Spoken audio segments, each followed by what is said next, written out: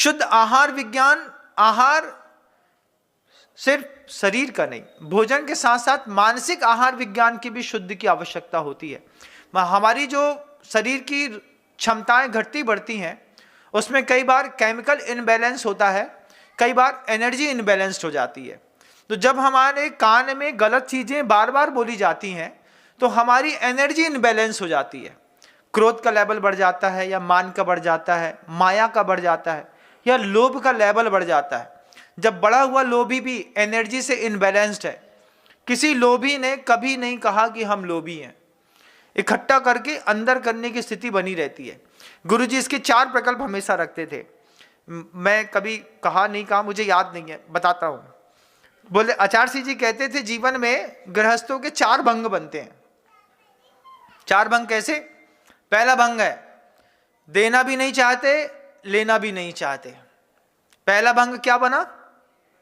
कोई चीज ऐसी है जो देना भी नहीं चाहते, लेना भी नहीं चाहते। दूसरा भंग बनता है देना तो चाहते हैं लेकिन लेना नहीं चाहते।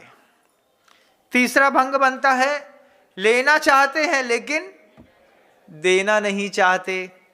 चौथा एक भंग बनता है लेना भी चाहते हैं और देना भी चाहते हैं। अब ऐसी क्या 4 चीजें होती हैं महाराज जी? कुछ तो होता होगा। तो होता है पहली चीज देना भी नहीं चाहते, लेना भी नहीं चाहते। जहर आप किसी को देना चाहते? भैया जे लो, सुसाइड कर लो, सल्फास की गोली है, कोई देता है? जहर देना भी नहीं चाहते और लेना भी। कोई दे दे, हमको दे दे, लो भाई 12 रुपये की मिल रही थी सल्फास की 6 गोलियां हम तुम्हारे लाने ले आए, जन्मदिन पे हैप्पी बर्थडे। कोई अगर मान लो सल्फास की गोली दे दे तो क्या बोलेंगे? कुछ बोलेंगे थोड़ी। तुम्हारा दिमाग खराब है क्या? सल्फास की गोली कोई बर्थडे में गिफ्ट करता है? फिर क्या बोलोगे? फिर फोन लगा करके 25 लोगों से बोलोगे। सोचो तो वो रीना कैसी कर रही है। रीना ने क्या कर दिया? बोले हमको बर्थडे में सल्फास की गोली गिफ्ट करी उसने। तो जहर एक ऐसी चीज है ना जो देना भी नहीं चाहते और लेना भी नहीं चाहते। देना भी खतरनाक है, लेना भी खतरनाक है। और सिर्फ हाथ का जहर नहीं, शब्दों का जहर भी ध्यान रखिएगा कि हम लेना नहीं चाहते। कोई एक शब्द भी बोल दे इधर से उधर, थोड़ा सा भी स्थान में खिलाफी हो जाए। रमेश जी कहते थे, एक आध दिन बोलो क्यों रमेश, क्या बोले तुम्हारा नाम ले रहे हैं? पहले भी तो लेते थे, लेना तो बोलते तो थे, लेकिन आज तुमने टोन बदल दी और आदर सूचक शब्द बदल दिया। तो ये दर्द से बचने के लिए फॉरेन की कंपनियों ने क्या किया पता है? जितने भी मल्टीनेशनल कंपनियां हैं उसमें कभी भी किसी को रिस्पेक्ट के साथ आप अपने बॉस को नहीं बोल सकते। वहां पर इस चीज की गलत, मतलब इसको उन्होंने फॉल्ट कह दिया। मान लीजिए आपका बॉस है तो आपको आपके बॉस का नाम लेना पड़ेगा। उसका जो भी नाम है, आप उसके सर नहीं लगा सकते, जी नहीं बोल सकते, मैडम नहीं बोल सकते, आपको नाम ही लेना पड़ेगा। उसके पीछे मात्र एक कारण निकल करके आया कि पहले रिस्पेक्ट दो। जिस दिन रिस्पेक्ट ना मिले उसी दिन अंदर से धक्का लगता है। तो भैया इससे अच्छा हमको धक्का खाने नहीं है। तो जितने भी फॉरेन कल्चर के जो भी कॉर्पोरेट सेक्टर के ऑफिस होते हैं, उन ऑफिसों में किसी भी व्यक्ति को सर, मैडम और जी सब साहब कह करके बात नहीं करी जाती। आजकल बिल्कुल नया ट्रेंड चला है, कितना भी बड़ा हमारा बॉस क्यों ना हो, हमको उसका नाम लेना पड़ेगा, उसको भी हमारा नाम लेकर के बात करनी पड़ेगी। लेकिन शब्दों का जहर हो या हाथ का जहर, हम लेना भी नहीं चाहते और देना भी नहीं चाहते। फिर दूसरी चीज है दुनिया की, हंसियो मत, हमको हंसी आ रही बोलते वक्त, आप तो मत हंसिए। दूसरी चीज है देना तो चाहते हैं लेकिन लेना नहीं चाहते, उसका नाम है सलाह। सलाह क्या चीज होती है? सलाह हम देना तो चाहते हैं। एक व्यक्ति आपको बीमार मिल जाए बस रास्ते में कहीं पर, हम अपने साथ हम इतने प्रताड़ित हो गए हैं इस बात से कि लोगों को पता चल गया मेरा घुटना खराब हो गया।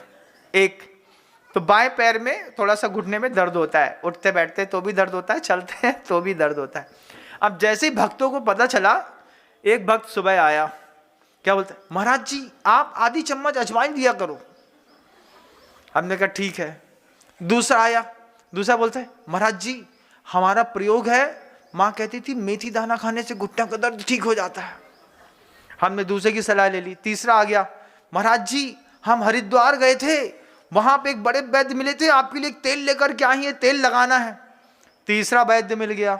चौथा मिल गया, महाराज जी आपको पता नहीं है जावित्री खाने से घुटने का दर्द ठीक हो जाता है। हमने पूछते सबसे, क्यों रे तुम लोग वैद्य हो क्या? मतलब वैद्य नहीं है महाराज जी, लेकिन आपको दर्द नहीं देखा जाता। हमने कहा हमारे चेहरे से दिख रहा है क्या दर्द तुमको? बोले नहीं, फिर भी पता तो है कि आपके घुटने में दर्द रहता है, तो हमको चिंता होती, तो बाहर जाते हैं तो सिर्फ ये ले आते। अब एक महाशय आए 6 प्रकार की पुड़िया लेकर के, क्या बोलते हैं, बोले 3 महीने तक गुरुजी लगातार लीजिए, आपके घुटने के, आपका घुटना घोड़े के घुटने के जैसा हो जाएगा, आप दौड़ेंगे। हमने कहा अभी तो वैसे ही 1 घंटे में 7 किलोमीटर चलते हैं, हम 10 चलने लगेंगे तो हमारे पीछे निस्वार सागर जी परेशान हो जाएंगे। लेकिन उनकी स्पीड भी कम नहीं है, बेबी 7-7.5 किलोमीटर वाले हैं। मतलब सामान्य व्यक्ति तो चल ही नहीं सकता, चैलेंजिंग पीरियड है निस्वार सागर के साथ रोड में चलना।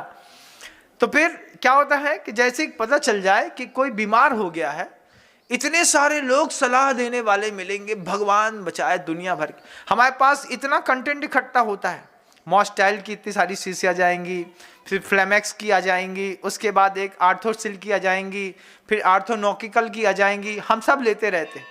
हम क्यों लेते रहते हैं कि एक बार एक महाराज जी ने समझाया था कि कोई भी शावक कुछ देता है, सोचो कितनी दूर से आया, कितने प्यार से तुम्हारे लिए कुछ लेकर के आया, तुमने मना कर दिया, उसको बुरा लगता है कि नहीं? हम सोचते रहे कि मनोवैज्ञानिक तरीके से तो बुरा लगता होगा, पर जब बुरा लगता है तो एक काम करो, उसकी चीज तो ले लो शांति से। अरे वाह ये तो बहुत अच्छी है, उठा करके रख लो। फिर जब तुम्हें समझ में आए कि तुम्हारे काम की नहीं है तो तुम भी बोलना अरे वाह ये तो बहुत अच्छी है, तुम ले लो। तो दूसरे को दे दी। तो साधु आदान प्रदान का कई बार बीच में केंद्र बन जाता है। अब आ गया, अरे महाराज जी आप ही के लिए जो डायरी लाए थे। हमने कहा भैया हम 7 रुपए की 100 पन्ने की कॉपी लिखना पसंद करते हैं, डायरी में नहीं लिख लाए, तो हम आप ही के लिए, कोई को दैयो मत। हमने कहा ठीक बात है। अभी तक 20-22 साल के जीवन में जितनी चीज़ें मुझे मिली है, लोग ने मुझे स्नेह के कारण वात्सल्य से दी है।